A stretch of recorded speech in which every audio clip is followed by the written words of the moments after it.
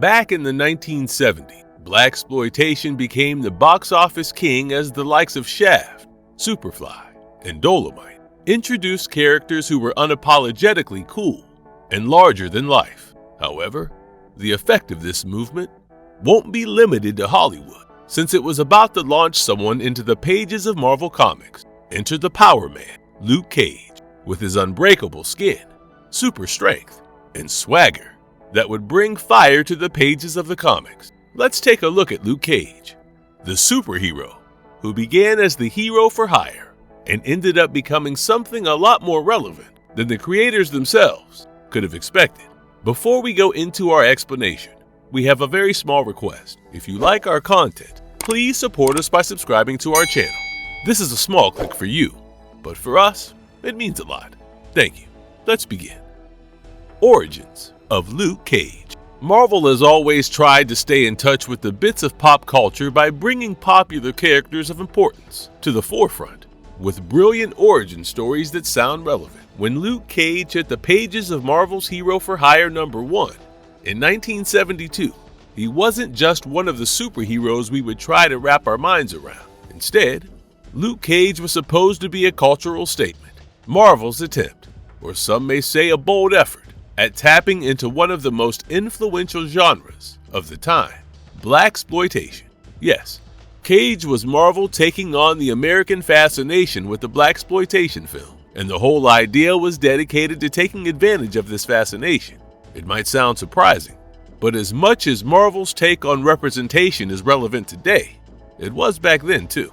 And while the effort might have been dedicated towards a different aspect of the representation, one cannot deny that they did manage to create the sensation that is Luke Cage. It was a huge contrast, of course, considering characters like Reed Richards. The genius was dedicated towards making some high-tech stuff that would involve jargons like stasis cylinders and trans-global scanner, while Cage would enter the scene as a hot-headed individual with cuffs and chains and jive talk that was peppered with babies, sisters, and mans. Movies like Superfly and Shaft were ruling the box office and changing the appearance of a black hero on screen, and it was now that they were the film's main event, rather than being the side character or some bad caricature. Shang-Chi was Marvel's way of tapping into the Bruce Lee martial arts craze of the 70s, just like Cage reflected the blaxploitation era. Luke Cage isn't your typical superhero. No secret government project, no alien powers, none of that.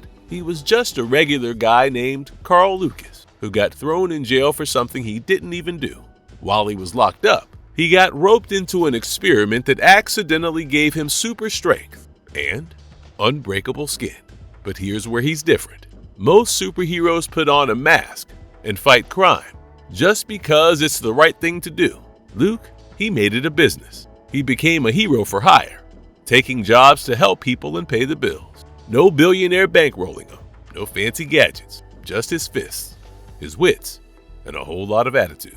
Soon the character would be a major success, surpassing the superhero idea, and influence various media types. There had been various film and television projects under development for the character, until Netflix managed to land a series that managed to nail the core principle of the character.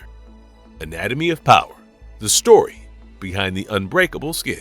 Before he became the unbreakable badass we know today, Carl Lucas was just a kid from Harlem trying to survive. Growing up in a tough neighborhood, he got caught up in a crime early, running with a gang called the Rivals, alongside his best friend Willis Stryker. They weren't just small-time troublemakers. They were deep into it, from street fights to full-on gang war, with a crew called the Diablo. At some point, though, Lucas started to see the damage he was doing, not just to himself, but to the people around him. He decided to turn things around, stepping away from the gang life and taking legitimate jobs. Meanwhile, Stryker doubled down, climbing the ranks of the criminal world. But just when Lucas thought he was leaving that life behind, everything took a turn for the worse. But it wasn't long before his past actions caught up to him, as his deteriorating relationship with his friend Stryker only pits them against each other, as Stryker's girlfriend Reva Connors left him and sought Lucas for comfort. Stryker became convinced that Lucas intentionally stole her from him. Stryker acted on his anger and planted heroin on Lucas, which ended up getting Lucas sentenced to Seagate Prison. one of the most brutal penitentiaries in Georgia, and thus began the downfall of what was supposed to be a change for good. Because here in prison, Lucas would face harsh conditions and constant abuse under the sadistic and racist prison guard who went by the name Albert Billy Bob Rackham.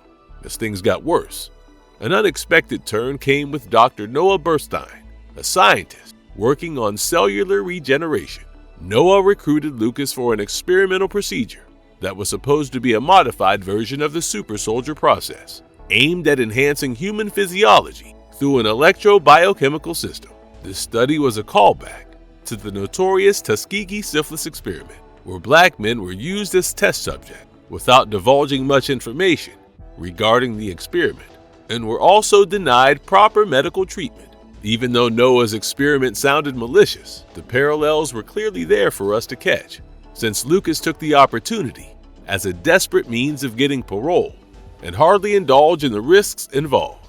The procedure involved Lucas being immersed in an electric field generated by an organic chemical compound. While that might sound simple enough, things worsened when Rackham decided to seek revenge and tampered with the controls, overloading the system. While it should have killed Lucas, it instead triggered some rapid mutations in his body and granted him the iconic super strength that we know of, along with the near indestructible skin. Lucas left the prison and returned to Harlem as he tried to wrap his head around his newly acquired powers. As a fugitive, his primary objective was survival, but fate would intervene and he would end up stopping a robbery and get rewarded with cash. So now he knew that he could use his powers to provide the justice that couldn't be done to him and earn some money along the way.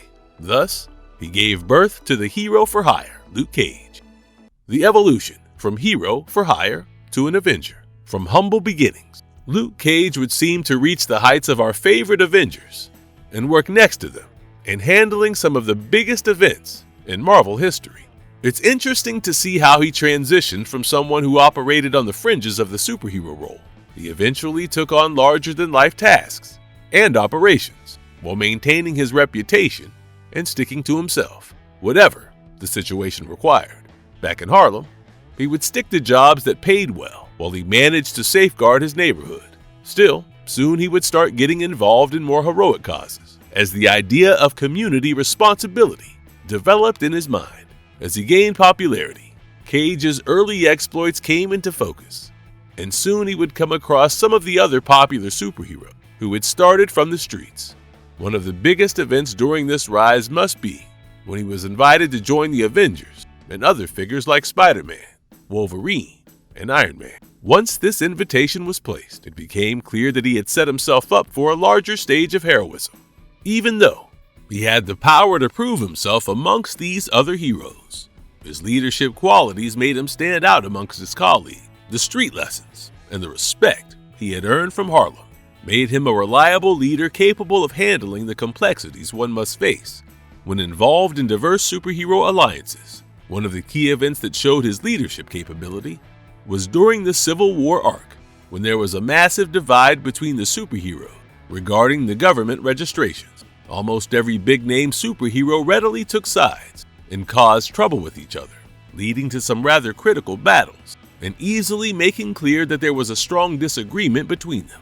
However, even though many complied with the act, Cage and a few of his allies formed the Secret Avengers and took on undercover missions to protect freedom and uphold moral values.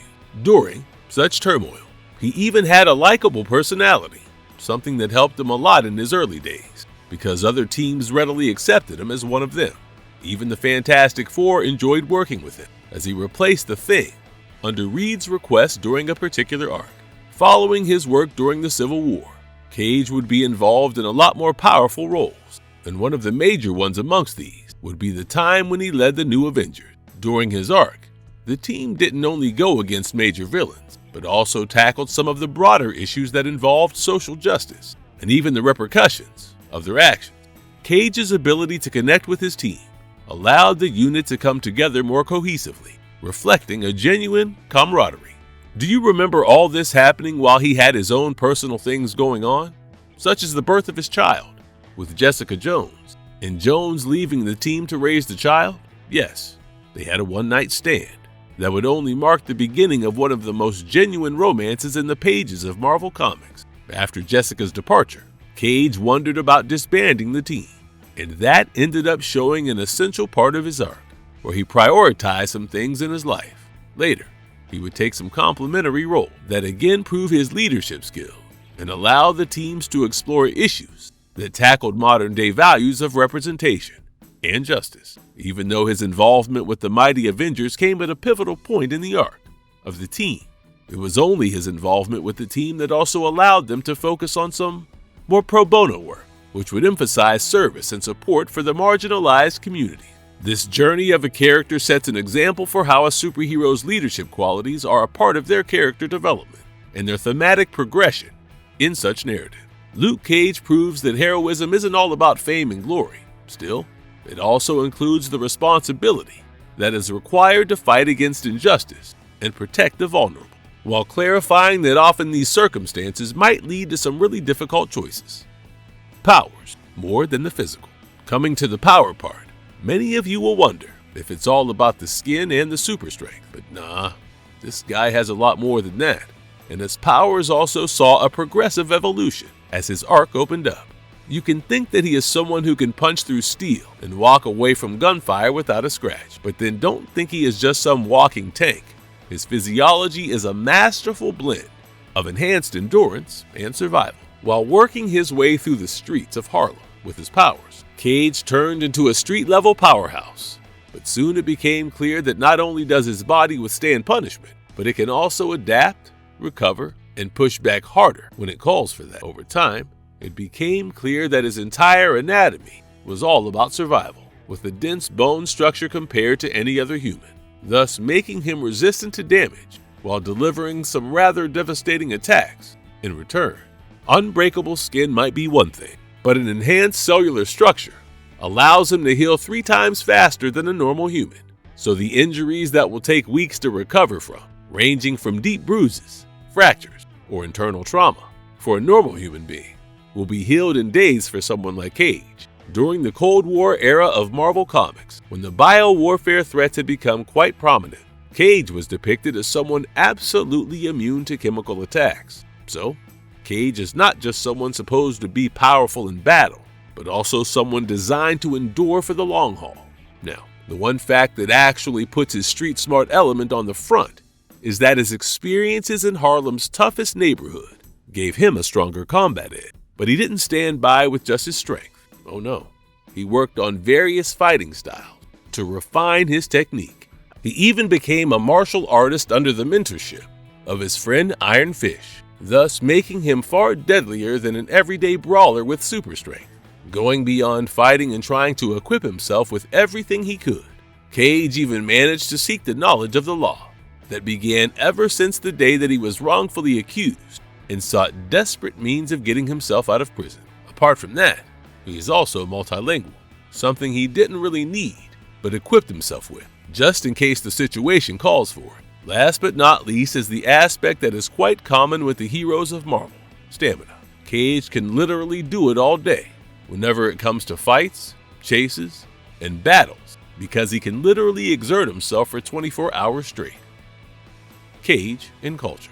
Luke Cage's influence goes way beyond just the comics. Nicolas Cage was such a big fan that he actually changed his last name to Cage as a tribute to the character. And he wasn't the only one. Legendary director Quentin Tarantino once considered making a Luke Cage movie back in the era of the, let's say, questionable Marvel adaptation.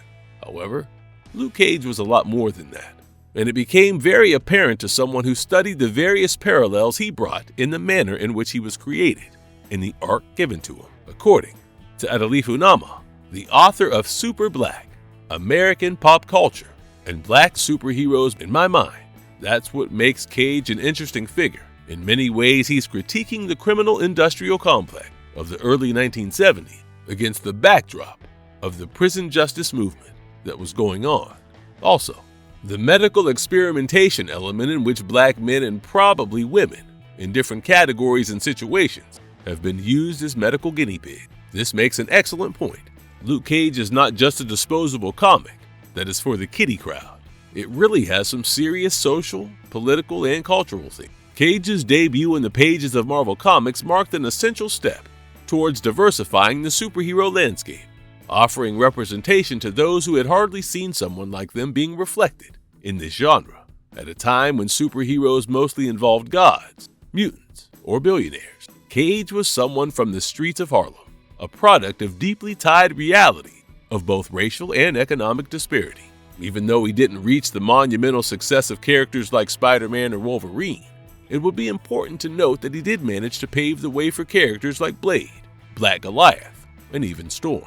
The character's popularity only decreased following the 90s, since the attention went entirely into more mainstream heroes with larger adventures. But recent years saw a huge rise in his popularity.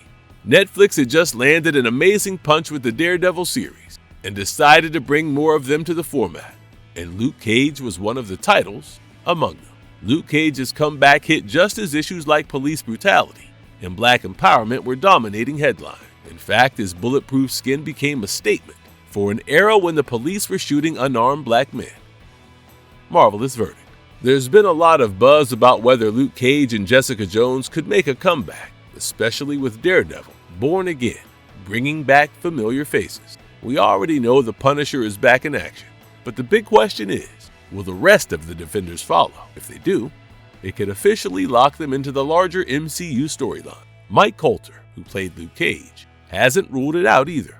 He's keeping an open mind, saying, "I still have hopes for it. I don't think about it anymore. I think there's always time. I don't think it's impossible. Anything can happen." And if you liked our content, don't forget to leave a like and subscribe to us if you haven't already. Have a good one and be safe. Thanks, everyone.